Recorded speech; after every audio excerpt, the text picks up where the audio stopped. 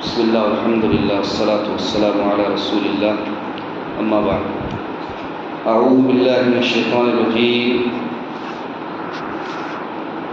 ان الذين يغضون اصواتهم عند رسول الله اولئك الذين امتحن الله قلوبهم للتقوى لهم مغفرة واجر عظیم۔ یقیناً جو لوگ اپنی آوازوں کو اللہ کے رسول صلی اللہ علیہ وسلم کے پاس پست رکھتے ہیں، یہ وہ لوگ ہیں کہ جن کے دلوں کو اللہ نے تقوی کے لیے آزما رکھا ہے، ان کے لیے بخشش اور بڑا اجر ہے۔ آیت کریمہ کی تقریباً تفسیر گزر چکی تھی۔ آیت کریمہ میں کچھ ہدایات، ارشادات اور رہنمائیاں موجود ہیں، اس کا خلاصہ آج کے درس میں انشاءاللہ پیش کیا جائے گا۔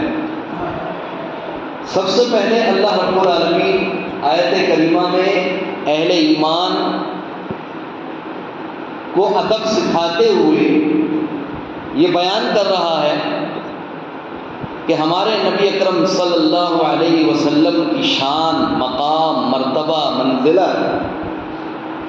اس قدر بلند ہے کہ اگر تم ان کے سامنے اونچی آواز سے کچھ مانگو گے یا کچھ کہو گے تو تمہارے دلوں کے اندر کھوٹ ہے، تمہارے دل سچے نہیں ہیں اللہ کی محبت کے لیے اور جناب محمد رسول اللہ صلی اللہ علیہ وسلم کی فرما برداری کے لیے۔ اس کا مطلب تم اللہ کے رسول اکرم صلی اللہ علیہ وسلم سے سچی محبت نہیں کرتے ہو، کیونکہ سچی محبت کا مطلب یہ ہے کہ تم رسول اللہ کا احترام کرو، اور رسول اللہ کے حقوق میں سے ایک حق یہ ہے کہ آپ کی زندگی میں آپ صلی اللہ علیہ وسلم کے سامنے ادب کے ساتھ پیش آیا جائے، احترام کے ساتھ پیش آیا جائے، عزت کے ساتھ پیش آیا جائے۔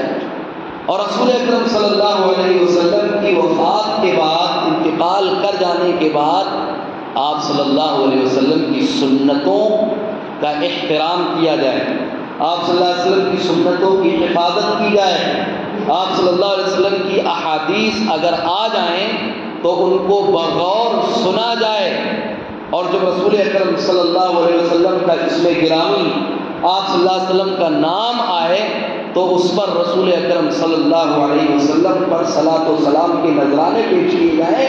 یہ ادب ہے، یہ احترام ہے۔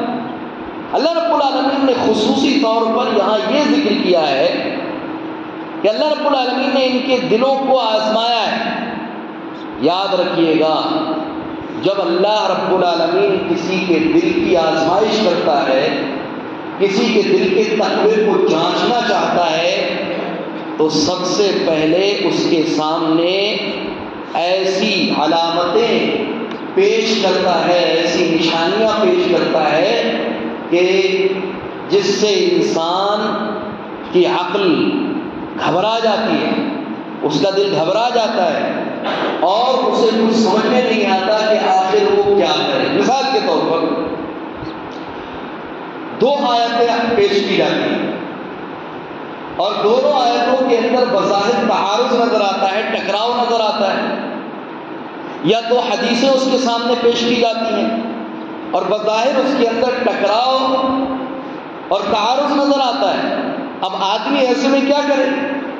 تو وہی وقت ہے اصل اس کو سمجھنے کا اور اس پر عمل کرنے کا۔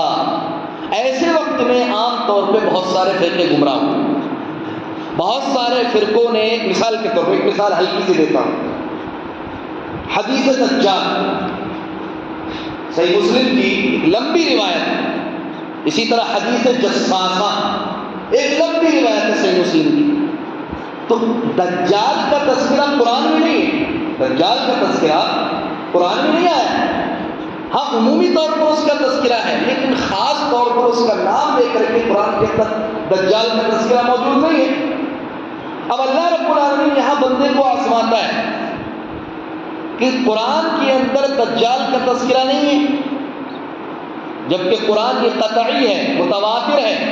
متواتر کا مطلب یہ ہوتا ہے کہ بڑی تعداد نے اسے روایت کیا ہو، ایک بہت بڑی تعداد نے، کہ مستحیل ہو، محال ہو کہ ان کا کسی بات پر اتفاق کر لینا جھوٹ پر مبنی۔ ایسا ممکن نہیں کہ سارے کے سارے لوگ مل کر کے جھوٹ بولیں، ایسا ممکن نہیں۔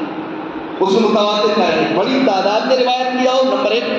دوسری بات یہ کہ اس بات پر اتفاق کر لینا یہ جھوٹ کے اعتبار سے مستحیل ہو، ممکن ہی نہیں کہ آدمی جھوٹ بولے، اتنی بڑی تعداد۔ اس کی مثال یہ سمجھیے، آپ سے کہا جائے کہ بیجاپور سے 100 کلومیٹر دوری پر شولہ پور ہے، ایک مثال، ایک آدمی ہے، 2 آدمی ہیں، 3 آدمی ہیں، سب نے 100 آدمی ہے، 200 آدمی ہے، سب نے اتفاق کیا ہوا ہے کہ شولہ پور بیجاپور سے 100 کلومیٹر دوری پر واقع ہے، یہ متواتر ہے۔ اور اس کو ایک نسل نہیں، بار بار دوسری نسل، تیسری نسل، چوتھی نسل، 5ویں نسل یہی بات کہے، اس کو متواتر کہا ہے۔ تو یہ جو قرآن ہمارے سامنے کی کتاب ہے یہ متواتر ہے اللہ رب العالمین کی جانب سے، سب نے یہی کہا ہے کہ اللہ کی کتاب ہے۔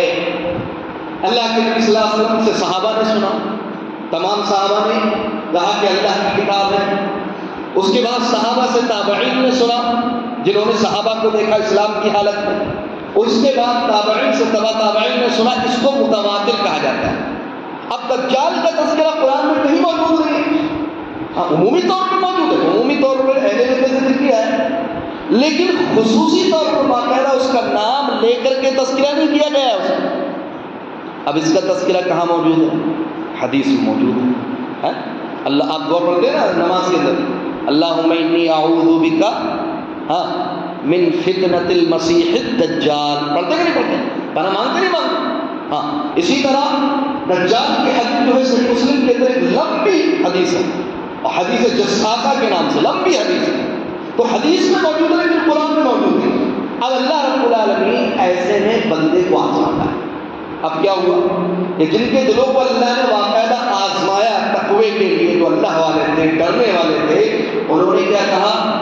کوئی بات نہیں، قرآن میں موجود نہیں ہے، قرآن میں عمومی طور پہ تو موجود ہے لیکن خصوصاً تو اس کا تذکرہ حدیث میں موجود ہے۔ لہذا انہوں نے بلا کسی تعویل کے احادیث کو لی اور انہوں نے کہا کہ حجت کے اعتبار سے قرآن اور سنت ایک ہی مصدر ہے۔ حجت کے اعتبار سے، دلیل پکڑنے کے اعتبار سے جس طرح قرآن شریعت کا پہلا مصدر ہے، اسی طرح سنت جو ہے شریعت کا دوسرا مصدر ہے، لہذا انہوں نے کوئی تفریق نہیں۔ لیکن جو عقل پرست تھے، جو فیل ہو گئے اللہ کی آزمائش میں، انہوں نے کیا کہا؟ انہوں نے کہا دجال کا تذکرہ قرآن میں نہیں ہے، اسی لیے اس کا ذکر کرنا عقل سے محال ہے، حدیث میں جو آیا ہے ممکن ہے حدیث گھڑی گئی انکار کر ہمارے درمیان بھی ایک جماعت موجود ہے، ہمارے درمیان ایک جماعت موجود ہے انکار کرتی ہے حدیث دجال۔ وجہ کیا ہے؟ وجہ یہی ہے کہ اللہ نے جب ان کے دلوں کو آزمایا کہ میرے نبی اکرم صلی اللہ علیہ وسلم کی حدیث کو مانتے ہیں یا نہیں مانتے ہیں یہ لوگ، تو اللہ نے جب ان کے دلوں کو آزمایا تو ان کے دل فیل ہو گئے۔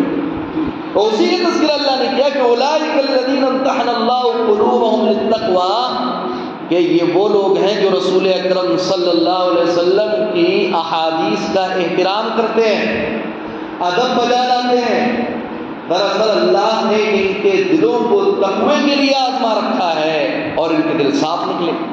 اور الحمدللہ ثم الحمدللہ اہل حدیث کی بہت اہم بات ہے، علمی گفتگو ہے، اہل حدیث کی، اہل سنت والجماعت کے علماء کا یہ منہج، طریقہ اور عقیدہ رہا ہے کہ وہ قرآن اور حدیث کو حجت مانتے ہیں۔ قرآن جس طرح قرآن حجت ہے دلیل پکڑنے کے اعتبار سے، اسی طرح صحیح حدیث بھی حجت ہے دلیل پکڑنے کے اعتبار سے، کوئی تفریق نہیں کرتے، دونوں حجت ہے۔ فتنہ انکار حدیث یہیں سے اٹھتا ہے، حدیث کے انکار کا فتنہ بہت سارے لوگ ہیں، آپ کے انڈیا کے اندر ہو، آپ کا پڑوسی ملک پاکستان ہو، برابر میں بنگلہ دیش ہو، شری لنکا ہو، ان تمام ملکوں کے اندر جو ایشین ممالک ہیں، ایشین کنٹریز ہیں، ان میں سے بہت سارے ایسے لوگوں نے جنم لیا جنہوں نے حدیث کے انکار کا بیڑا اٹھایا، حدیث کا انکار کیا نا، لیکن الحمدللہ ثم الحمدللہ اللہ رب العالمین نے آپ کے ملک ہندوستان میں اور پڑوسی ملک پاکستان میں ماشاءاللہ ہمارے اہل حدیث ایسے علماء الحمدللہ اللہ نے پیدا فرمائے کہ انہوں نے ماشاءاللہ حدیث کو ثابت کیا باقاعدہ، اور اس کی وجہ سے ماشاءاللہ تبارک اللہ لوگ جو ہیں حدیث کی نشر و اشاعت کرنے لگے۔ سب سے پہلے یاد رکھیے گا، سب سے پہلے حدیث کی کتابوں کی طباعت آپ کے ملک ہندوستان میں ہوئی تھی۔ جانتے ہیں کس نے کروائی تھی؟ صحیح بخاری کی سب سے پہلی شرح آپ کے ملک ہندوستان سے چھپی ہے، فتح الباری۔ کس نے چھپوائی تھی؟